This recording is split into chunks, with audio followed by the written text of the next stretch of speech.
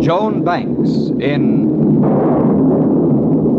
The Unexpected.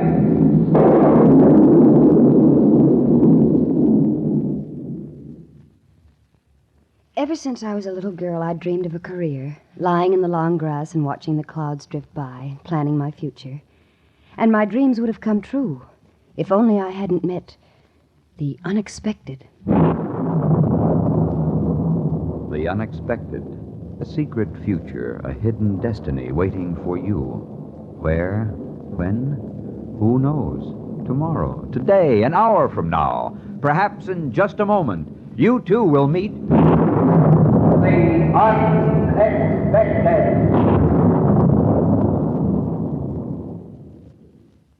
Before our story, here's a word from our announcer. And now, the popular radio star, Joan Banks, in Career Woman, a drama of the unexpected. Night after night, I used to lie awake in my little room and listen to the Midnight Express, pushing aside the darkness of Trent's Corner on its way to the bright lights of New York. And then, just at 10 minutes past 12, it would call to me saying, "Come, come, come with me." And my heart would beat in rhythmic answer, "Someday, someday, someday." But the 200 miles between Trent's Corner and New York were like 10,000. And what chance had a country girl with a flair for words to find a career as a writer in Manhattan?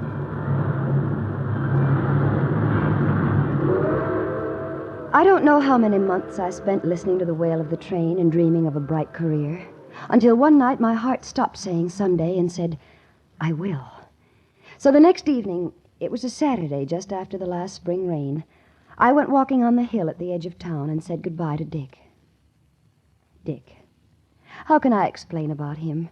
He was tall and quiet and very small town. But I did love him. Really, I did. But it doesn't make sense, Jan. If you really love me, you ought to be willing to give up this foolishness. But it's not foolishness, Dick. I'm very serious about my work. You call writing a lot of silly stories work? Yes, I do. Well, it'd be different if you were really accomplishing something, Dick, I've almost finished a book, a novel. And I'm going to New York to sell it. Now, wait a minute, Jan. Let's sit down and talk this over. You're really going to New York? Yes, next week. So soon? Yes. Well, maybe I can get some time off from the store. Maybe I can go with you. No, Dick, I want to do this alone. Anyway, You what? I don't know how long I'll be gone. You mean you're going to stay in New York? Yes, Dick, I am. Until I know for sure whether I'm a good writer or not. But that might take years. You don't have much faith in my ability. Oh, it isn't that, Jan. It's just that sometimes good writers aren't ever discovered. But I'm going to be discovered, Dick. I'm going to work until I am. Jan, I want to marry you now. I don't want to wait. I need you. And nobody says you ought to stop writing. But why can't you do it right here in Trent's Corner? Oh, Dick, don't be silly. I'm serious, Jan. Oh, really? Trent's Corner. Look at the lights down there. Old, frame houses, rickety stores, a couple of bars. Trent's Corner. 2,000 people, and every one of them half dead from the neck up. Well, that's not very flattering. I didn't mean you, darling. But you've got to understand, I have talent, Dick, real talent. Well, haven't I? I guess so. But you said yourself that everybody in town was dead from the neck up. Oh, Dick. We aren't getting anywhere this way. No, we're not. Come on, let's go back to town. Dick, I'm listening. look, darling, I'll make a bargain with you. Give me a year in New York. If I haven't made a go of my writing by then, I'll come back to Trent's Corner. Is it a bargain, darling? Will you wait a year? Only a year. I'll wait, Jan. But only for a year. Remember. I won't forget, darling. I won't forget. You can count on that. So I went to New York on the Midnight Express.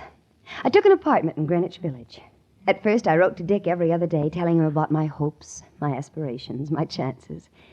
But then I made new friends. Actors, painters, writers, all young, all poor, and all unknown. My letters to Dick became weekly, and then monthly. Finally, I stopped writing altogether. I didn't hear from Dick anymore either, and I was sure he'd found some other girl. But then, one afternoon, late the next spring, when I was finishing chapter 14 of my new novel, for the 15th time... Oh, I'm coming. What? Hello, Jan. Why, Dick. Oh, what a nice surprise. Come in. Please Surprise? come in. Oh, sure. What are you doing in the big tub? I came to see you, Jan. Oh, It's been a year. yes, I know. I haven't seen you for some time. How's the work going? Oh, very well.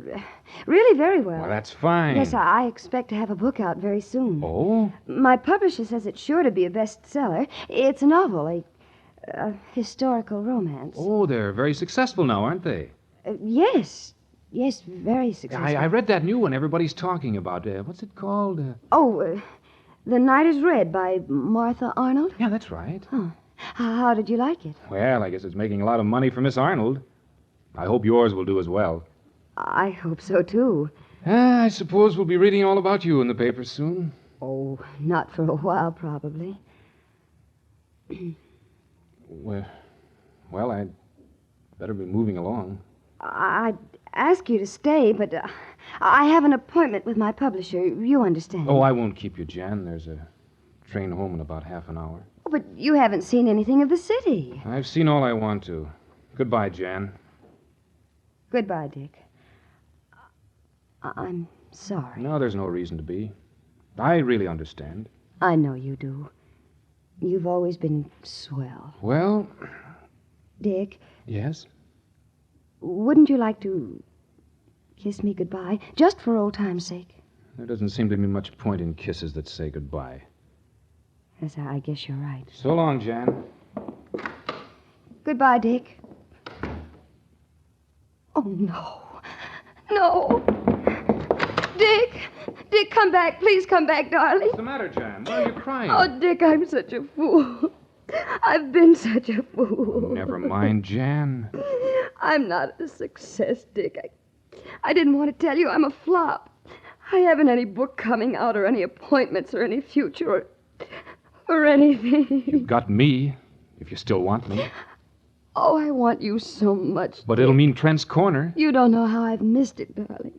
I've been so lonesome. Lonesome for the dusty streets and the vacant lots, and all the people I've known since I was a kid. But most of all, I've been lonesome for you. I didn't realize it until I saw you again and knew I was losing you forever. Oh, Dick, will you forgive me? Forgive you? Look, Jan, we had a bargain, that was all. There's nothing to forgive. I love you, and I don't care whether you're a success or not. I don't care either. Not now, not anymore. It's funny.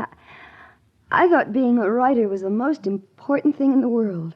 The only thing that matters is us.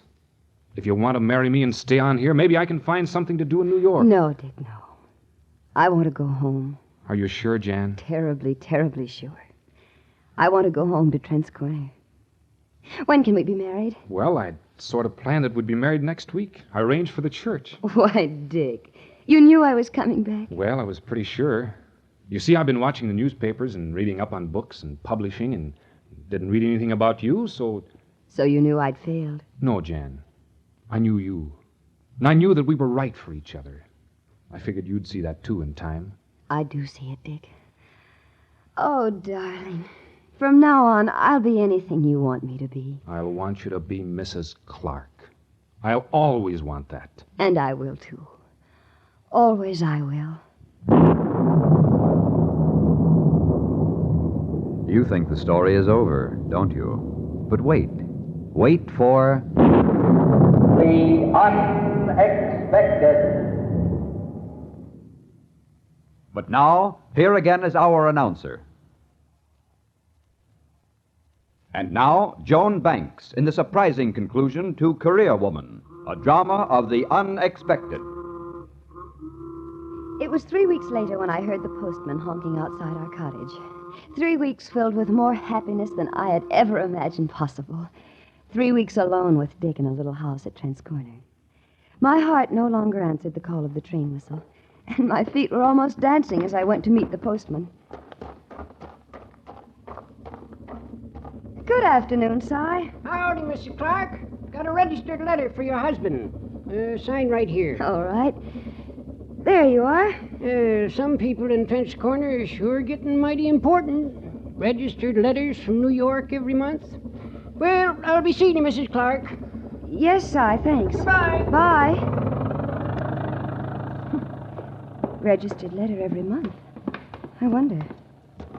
Who was it, dear? What did they want? Just Si with a letter, darling. It's for you. Oh, probably some more congratulations. I think I must be about the most congratulated guy in the history of Trent's Corner. Considering the bride I got, I guess I deserve to be. Go ahead and open it. All right.